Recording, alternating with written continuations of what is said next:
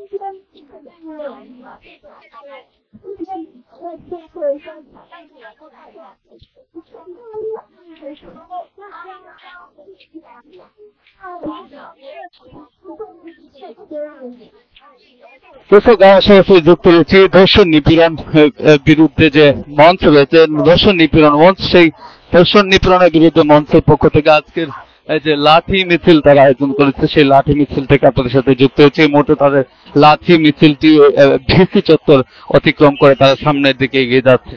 আমরা যে জানিয়ে রাখি যে গত 5 আগস্টের পর থেকে দেশে বেশ কিছু স্থান থেকে এই ধর্ষণ এবং নারী নিপীড়নের ঘটনা সামনে আসে এবং সর্বশেষ মাগুরার যে ছোট শিশু আসিয়ার ঘটনা আসার পর সাধারণ সচেতন মানুষরা কিন্তু আবার ফুঁসে ওঠে এবং তারই ধারাবাহিকতা আমরা দেখছিলাম যে দেশের বেশ কিছু কিন্তু কর্মসূচি সাধারণ শিক্ষার্থীরা পালন করেছে। রাজনৈতিক দলগুলো তারা নানান ভাবে তারা ধর্ষণের দাবি জানাচ্ছেন, আমরা এমনটি কিন্তু দেখে আসছিলাম এবং গতকাল রাতে আমরা দেখেছি ঢাকা বিশ্ববিদ্যালয় এলাকায় বেশ কিছু পৃথক পৃথক ভাবে ছাত্র সংগঠন তারা কিন্তু তাদের কর্মসূচি পালন করেছে। আমরা যদি বলি গণতান্ত্রিক ছাত্র সংসদ তারা রাতে বিক্ষোভ করেছে এবং গভীর রাতে কিন্তু সাধারণ শিক্ষার্থীরা তারাও কিন্তু বিক্ষোভ করেছে। আজ সকাল থেকে বেশ কিছু প্রতিবাদ মিছিল বেশ কিছু বিক্ষোভ আমরা লক্ষ্য করেছি যে ধর্ষণ নিপীড়নের বিরুদ্ধে।